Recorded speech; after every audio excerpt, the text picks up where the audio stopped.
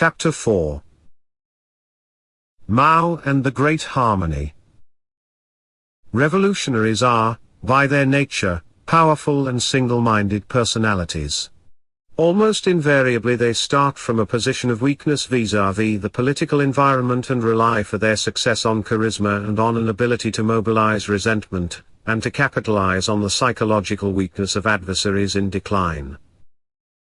Most revolutions have been on behalf of a specific cause. Once successful, they have been institutionalized into a new system of order. Mao's revolution had no final resting place. The ultimate goal of great harmony, that he proclaimed, was a vague vision, more akin to spiritual exaltation than political reconstruction. Cadres of the Communist Party were its priesthood, except their task was crusading, not fulfilling a defined program. Under Mao, cadres also led a life at the edge of perdition. For them, there was always the danger, over time the near certainty, of being engulfed in the very upheavals they were incited to promote. The roster of leaders of the second generation, that of Deng Xiaoping, had almost all suffered that fate, returning to power only after periods of great personal trial. Every close associate of Mao during the revolutionary period, including in the end his long-serving premier and chief diplomat Zhou Enlai, was eventually purged. It was no accident that the Chinese ruler whom Mao most admired was the founding Emperor Qin Shihuang, who ended the period of the warring states by triumphing over all other rivals and unifying them into a single polity in 221 BC. Qin Shihuang is generally considered the founder of China as a unified state. Yet he has never been afforded ultimate respect in Chinese history because he burned books and persecuted traditional Confucian scholars, burying 460 of them alive.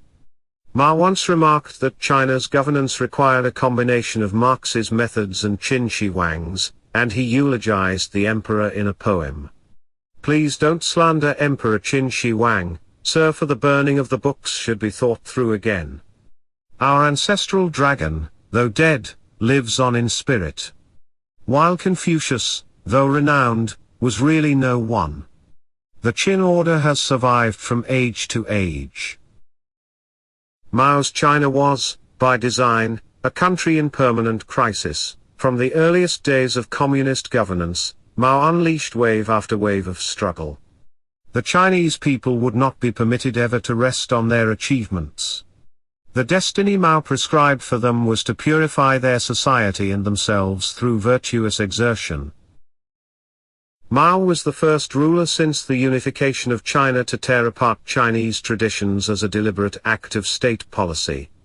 He conceived of himself as rejuvenating China by dismantling, at times violently, its ancient heritage. As he proclaimed to the French philosopher André Malraux in 1965, "The thought, culture, and customs which brought China to where we found her must disappear, and the thought, customs, and culture of proletarian China, which does not yet exist, must appear. Thought, culture, customs must be born of struggle, and the struggle must continue for as long as there is still danger of a return to the past." China, Mao once vowed, was to be smashed like an atom, in order to destroy the old order but, at the same time, produce an explosion of popular energy to lift it to ever greater heights of achievement. Now our enthusiasm has been aroused. Ours is an ardent nation, now swept by a burning tide. There is a good metaphor for this: our nation is like an atom.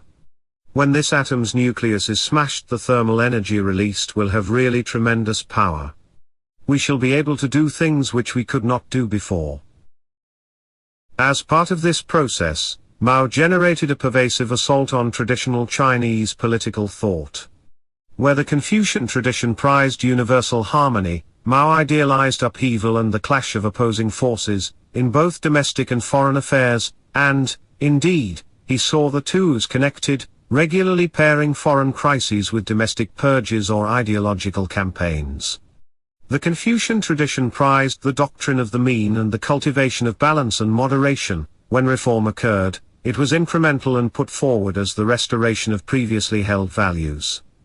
Mao, by contrast, sought radical and instant transformation, and a total break with the past. Traditional Chinese political theory held military force in relative disesteem and insisted that Chinese rulers achieved stability at home and influence abroad through their virtue and compassion. Mao, driven by his ideology and his anguish over China's century of humiliation, produced an unprecedented militarization of Chinese life. Where traditional China revered the past and cherished a rich literary culture, Mao declared war on China's traditional art, culture, and modes of thought. In many ways, however, Mao incarnated the dialectic contradictions that he claimed to be manipulating. He was passionately and publicly anti-Confucian, yet he read widely in Chinese classics and was wont to quote from the ancient texts. Mao enunciated the doctrine of continuous revolution, but when the Chinese national interest required it, he could be patient and take the long view. The manipulation of contradictions was his proclaimed strategy, yet it was in the service of an ultimate goal drawn from the Confucian concept of Detong, or the Great Harmony. Maoist governance thus turned into a version of the Confucian tradition through the looking glass, proclaiming a total break with the past while relying on many of China's traditional institutions, including an imperial style of governance. The state as an ethical project. And a Mandarin bureaucracy that Mao loathed, periodically destroyed, and, in the end, equally periodically was obliged to recreate. Mao's ultimate objectives could not be expressed in a single organizational structure or be fulfilled by realizing a specific set of political objectives. His goal was to sustain the process of revolution itself, which he felt it was his special mission to carry on through ever greater upheavals, never permitting a resting point until his people emerged from the ordeal purified and transformed. To be overthrown is painful and is unbearable to contemplate for those overthrown, for example, for the Kuomintang, nationalist party, reactionaries whom we are now overthrowing, and for Japanese imperialism which we together with other peoples overthrew some time ago. But for the working class, the laboring people and the Communist Party, the question is not one of being overthrown, but of working hard to create the conditions in which classes, state power and political parties will die out very naturally, and mankind will enter the realm of great harmony. In traditional China, the emperor had been the linchpin of the great harmony of all living things. By his virtuous example, he was perceived to keep the existing cosmic order in joint and maintain the equilibrium between heaven, man, and nature.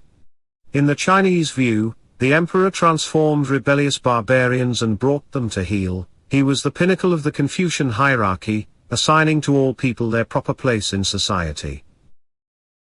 This is why, until the modern period, China did not pursue the ideal of progress in the Western sense. The Chinese impetus for public service was the concept of rectification, the bringing of order to a society that had been allowed to fall into dangerous imbalance.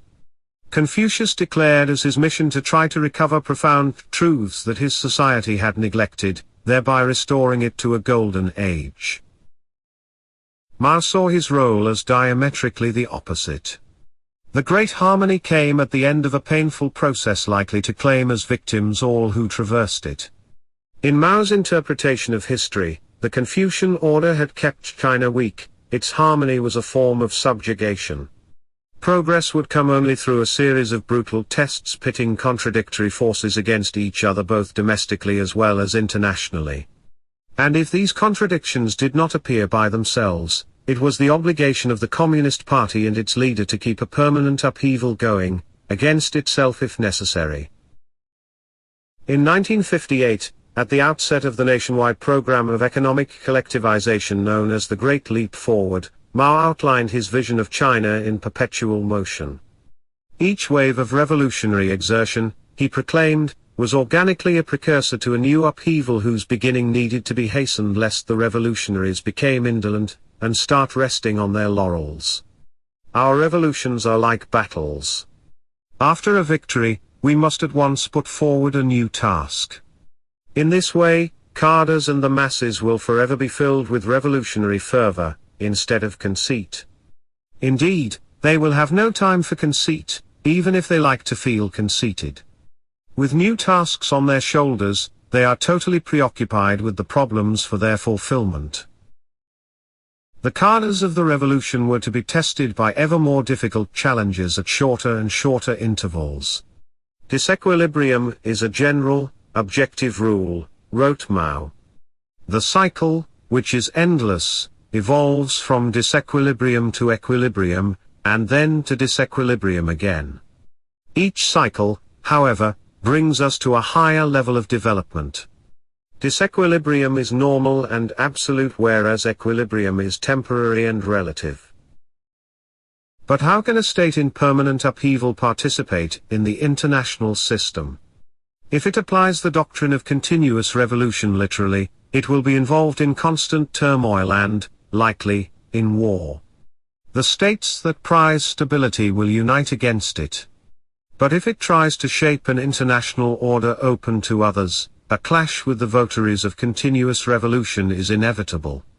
This dilemma beset Mao all his life, and was never finally resolved.